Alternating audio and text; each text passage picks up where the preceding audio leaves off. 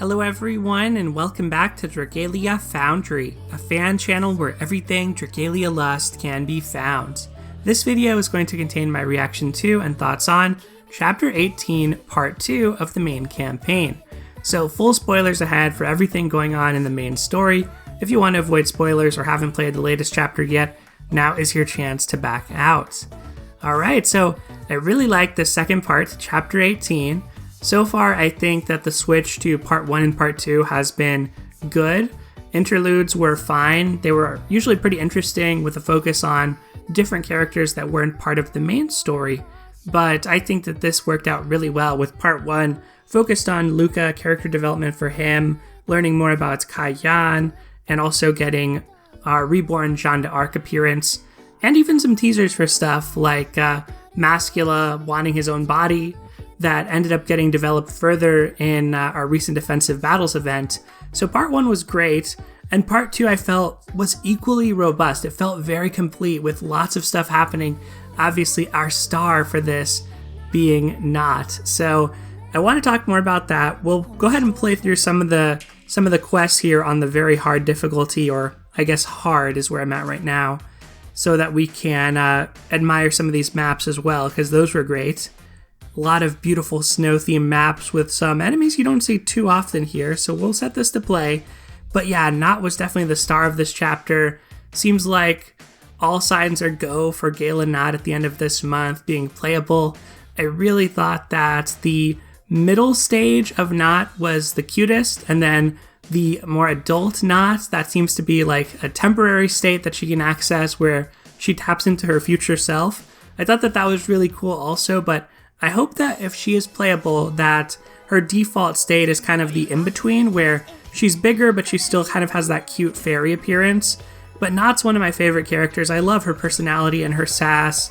She is just awesome. And so finally having a chapter really focused on her, or at least part of a chapter, I thought that was really sweet. And it makes sense. You know, there's been a lot of setup toward the Fairy Kingdom, the adolescent period for fairies with Mine and her event last year.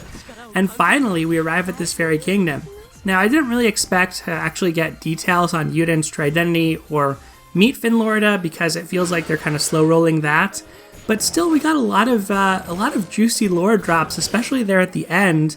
So one thing that we saw, you know, Nedrick has converged to the Sacred Tree as well, and we knew that he was looking for the Dawn Shard, and he explained to Valix and Zethi at the end of this chapter that the Dawn Shard and the Sacred Shards are actually not fragments of the Pact Stone between Ilia and Elysium, but rather they grow atop this sacred tree. And apparently, Nedrick has some type of bond that, or pact that he formed with Bahamut, who is a really big name to drop. You know, in a recent event, we got the name drop of Satan and Basilius wanting to revive or resurrect Satan, which was already very shocking. And now we get Bahamut, who is apparently a really big character across all of Cygames' other franchises, I think, save Princess Connect. So that is awesome to see that he'll be making an appearance as a dragon. The Genesis Worm, apparently, is the moniker for Bahamut in the Dragalia Lost world. So yeah, this was just like on a lot of different levels. Like, there's some cute moments with Nott and her unlocking her potential. There were some really deep lore moments, obviously with Bahamut and Nedrick converging there.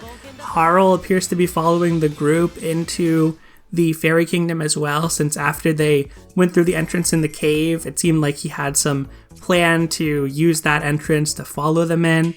So frankly, this was just a really good chapter in a lot of different respects, I feel.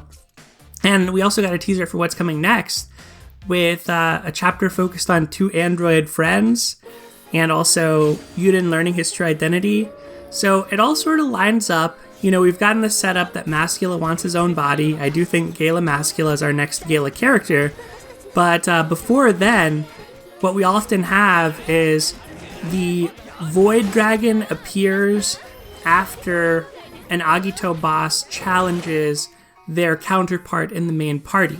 So for example, we just had reborn Jeanne d'Arc as our Gala Void Dragon, and that was from the confrontation between Kayan and Luca.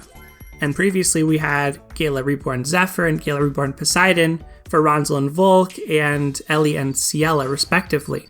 Well, I think that next chapter, we're likely to have a confrontation between the twins and the two androids in our party, Laxi and Mascula, and that will probably mean that we get Gala Reborn Agni as a result of that. Alright, I think this is the last quest here, so let's go through this one. One of the cool things was that we just randomly fought Kamui in this chapter, so that was kind of sweet. I don't know why they decided to go with Kamui, but I love the part when, if you're listening with the Japanese voice track, I don't know if this is in English as well, but when Nott calms him and then gives him a belly rub, it actually has like a pupper sound effect. So hopefully that bodes well for Pupper's return as well, in addition to Kamui. That's why I'm using Kamui on Pietro, of course.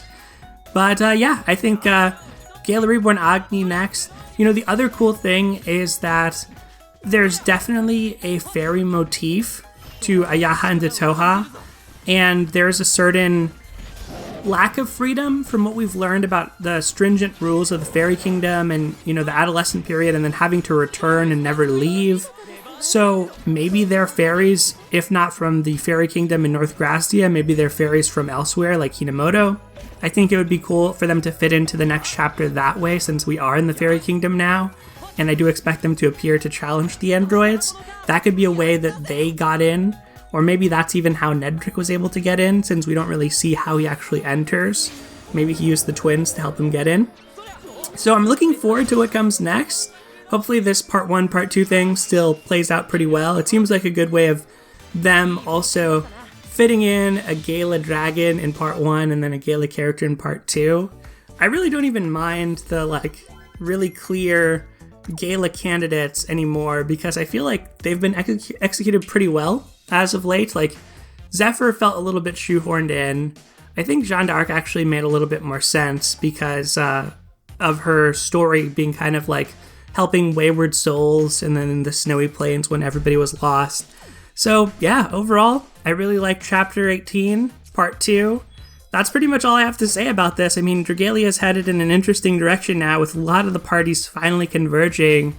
Hopefully we'll get some more exposition on some of that deep lore with the anniversary event, whatever that may be, and expect some anniversary predictions soon, ahead of the Dragalia Digest, which is just coming out just this Wednesday, actually. So we're going to have a long 12-hour maintenance on Wednesday from 10 a.m. Central to 10 p.m. And then at the end of that, we're getting our Dragalia Digest to find out what's coming with the 2.5-year anniversary. All right, everyone, that is going to do it for today. Thank you as always for watching. Take care, and I'll see you next time.